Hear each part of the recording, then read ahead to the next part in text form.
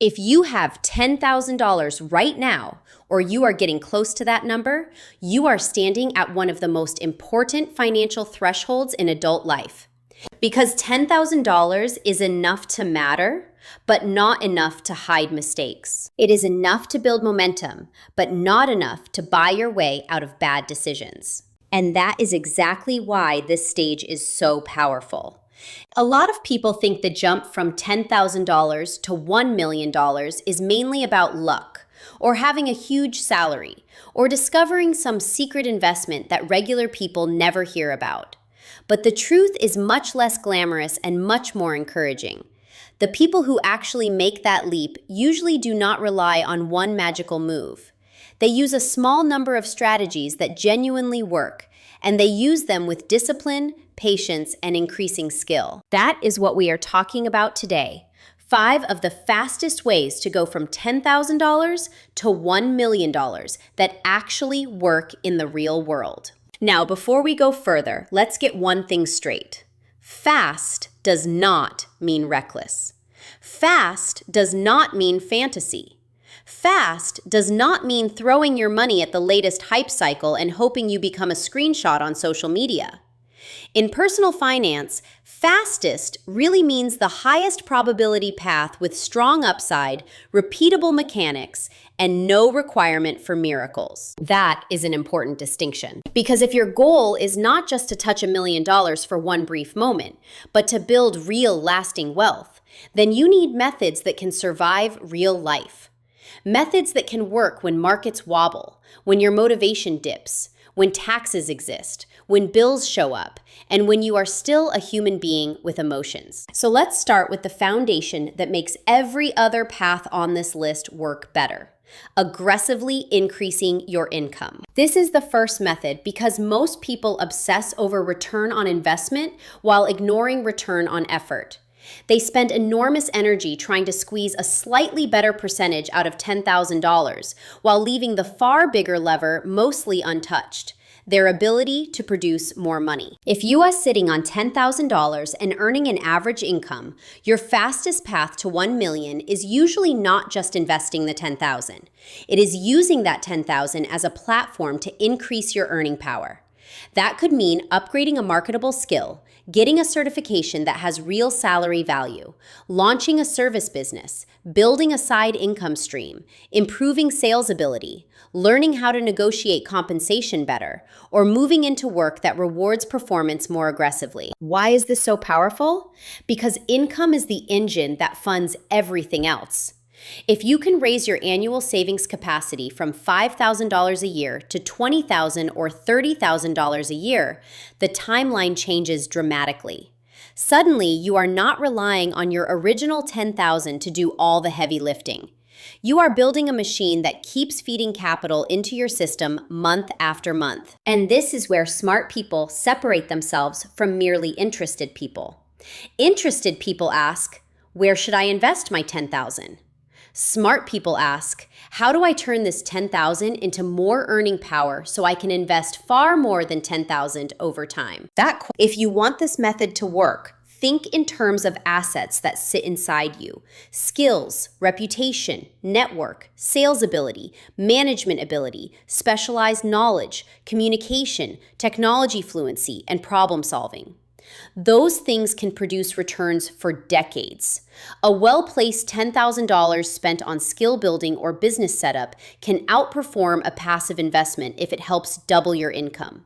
Not because investing is bad, but because the first stage of wealth creation is often about enlarging your cash flow. And once you have that cash flow, the second method becomes incredibly powerful: systematic investing into broad assets that compound. This is the least exciting method on the surface, which is exactly why it works so well. The road from $10,000 to $1 million is usually not built on drama. It is built on consistency multiplied by time. Broad market index funds, diversified retirement accounts, automated monthly contributions, tax-advantaged investing, dividend reinvestment, and relentless patience. This is not flashy. it is effective. A lot of people underestimate how wealthy they can become because they keep looking for something more thrilling than compounding. But compounding is the main character here. It rewards consistency more than brilliance. It rewards staying in the game more than predicting the future. Let's make this real. If you start with $10,000 and then keep adding meaningful monthly investments over a long period, the math starts to become surprisingly powerful. The $1 million mark is not reached because your starting amount was magical. It is reached because your system kept feeding itself and your returns kept building on prior returns. That is the principle people often miss. The first 100,000 usually feels slow. The second becomes easier. By the time you are pushing towards several hundred thousand, the portfolio starts doing more visible work on its own. That is when wealth begins to feel less theoretical and more real. But for this to happen, you have to respect boring excellence. Automate your investments, keep fees low, diversify, avoid emotional trading, stay invested during ugly periods, increase contributions whenever income rises. Treat market downturns as uncomfortable opportunities rather than personal attacks from the universe. This path is not the fastest in terms of adrenaline. It is the fastest in terms of reliability. Now, the third method is where speed can increase meaningfully if done well. Building or buying a scalable business. This is where $1 million outcomes can accelerate because business creates leverage. When you own a business, your income is no longer tied only to hours worked. It can become tied to systems, clients, products, brand, processes, and teams. That leverage is why so many wealthy people either built businesses, bought into businesses, or positioned themselves very close to business equity. Now, this part matters. Not every business is a good business, and not every passionate hobby deserves your $10,000. If you want a business path that actually works, you need to focus on things that solve obvious problems, can be sold repeatedly, and have room for margin. Service businesses are often underrated here. People dream about apps, e-commerce empires, and viral brands. But a simple, well-run service business can be an incredible wealth engine. Cleaning, home services, bookkeeping, consulting, marketing, video editing, lead generation, specialized repair, tutoring, logistics support, local B2B services, niche agencies. These are not always glamorous, but they can throw off real cash flow. And cash flow is what eventually becomes investment capital. The key is to understand the stages. At first, you may be buying yourself a better job. That is okay. Then you standardize. Then you delegate. Then you raise margins. Then you create repeatable acquisition. Then, if done well, you have an asset rather than just self-employment. Your $10,000 can fund the early engine, basic setup, equipment, marketing, certification, branding, website, software, local outreach, sales process. But what makes the path fast is not the startup itself.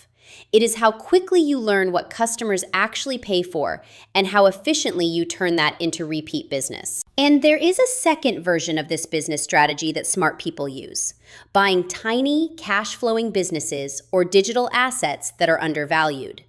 This is more advanced and it requires caution, but the principle is powerful.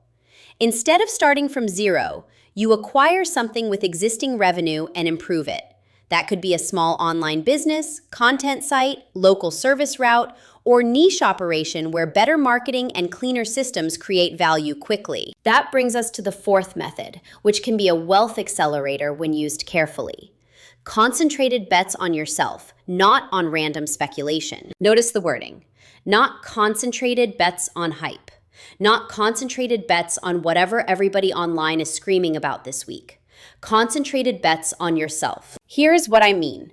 There are moments in life when putting $10,000 into a generic portfolio is mathematically fine, but not the best use of the capital. If you have a clear, high-conviction opportunity tied to your own execution, concentration can be rational. Maybe you are a salesperson who knows with very high confidence that specialized coaching will help you double your commissions. Maybe you are a freelancer who can buy equipment and software that materially raises your rates. Maybe you already have client demand and need capital to expand. Maybe you can move to a better market, earn far more, and the move itself is the investment. Maybe you can buy inventory for a proven resale model. Maybe you can fund a transition into a field with dramatically stronger income potential. That is a concentrated bet, but it is grounded in skill, demand, and your own behavior. That is very different from buying a hot asset because someone on the internet used the word guaranteed. This approach works because the return can be nonlinear. One smart move that expands your income or ownership can do more than years of timid optimization. But the reason most people misuse this principle is that they confuse confidence with evidence. The correct question is not, am I excited about this? It is, what proof do I have that this capital improves my earning ability or ownership position in a measurable way? This sounds simple, but it is one of the biggest separators between high earners and future millionaires. Plenty of people make excellent money and never reach $1 million because every increase in income is immediately absorbed by a more expensive life. Better apartment, nicer car, more subscriptions, more dining out, more convenience, more image, more upgrades that feel reasonable because income went up. That is the trap. If you go from earning modestly to earning well, but your spending rises in perfect sync, you have created the appearance of success without the asset base of success. The millionaire path depends on keeping a meaningful gap between what you earn and what you keep. That gap becomes investments. Those investments become assets. Those assets become compounding ownership. That ownership is what eventually creates wealth that no longer depends entirely on next month's paycheck. This is why the jump from $10,000 to $1 million is often less about chasing better returns and more about protecting investable surplus. You do not need to live like a monk. You do need to resist the urge to reward every improvement in income with permanent new overhead. Think of it this way. Every recurring expense is a tiny employee that works against your future. Every invested dollar is a tiny employee that works for it. Wealth grows when you gradually put more of those employees on your side. Now let's move into how these 5 methods actually work together, because the real speed comes from integration. Imagine 2 people both start with $10,000. The first person spends years hunting for the perfect investment, but never meaningfully increases income, never builds a system, and keeps upgrading lifestyle every time more money comes in. The second person uses the $10,000 to improve skill or launch something productive, raises income, keeps living below that new income level, systematically invests the surplus, maybe builds a business or acquires equity over time, and avoids stupid financial leaks. Both started with the same amount. They do not end in the same place. This is the lesson. Wealth is not just a math problem. It is a systems problem. It is behavior, leverage, patience, and asset accumulation all reinforcing each other. That is why the fastest real path to 1 million usually looks something like this. Raise income aggressively, protect the gap between income and spending, invest automatically into broad assets, make selective high-conviction moves tied to your own edge, and pursue ownership whenever possible. Notice what is not on that list. Random trading, constant speculation, pretending risk does not exist, or building a financial plan around luck. There is also an advanced principle here that people do not talk about enough. The path changes as your capital grows. Your first $10,000 should probably behave differently from your first $100,000. And your first $100,000 should probably behave differently from your first $500,000. At the beginning, maximizing earning power matters more. In the middle, disciplined capital allocation matters more. Later, tax efficiency, asset protection, business equity, and risk management matter more. In other words, the millionaire path is dynamic. The person who reaches 1 million is usually someone who evolves the strategy as the numbers change. Early on, your job is to create fuel. Then your job is to multiply fuel. Then your job is to protect the engine. And along the way, you want to become the kind of person who can handle more money intelligently. That might sound abstract, but it matters. If you do not develop judgment, the larger numbers can actually make you dumber. More money can create more overconfidence, more bad deals, more ego spending, and more tolerance for nonsense. So part of the journey from 10,000 to 1 million is becoming financially harder to fool. You become less impressed by hype, less tempted by quick fix stories, more patient with boring winners, more selective with risk. Better at identifying when an opportunity is real and when it is just emotionally exciting. Better at telling the difference between an asset and an expensive distraction. And that is the integration point most people miss. The 5 fastest ways that actually work are not really 5 separate roads.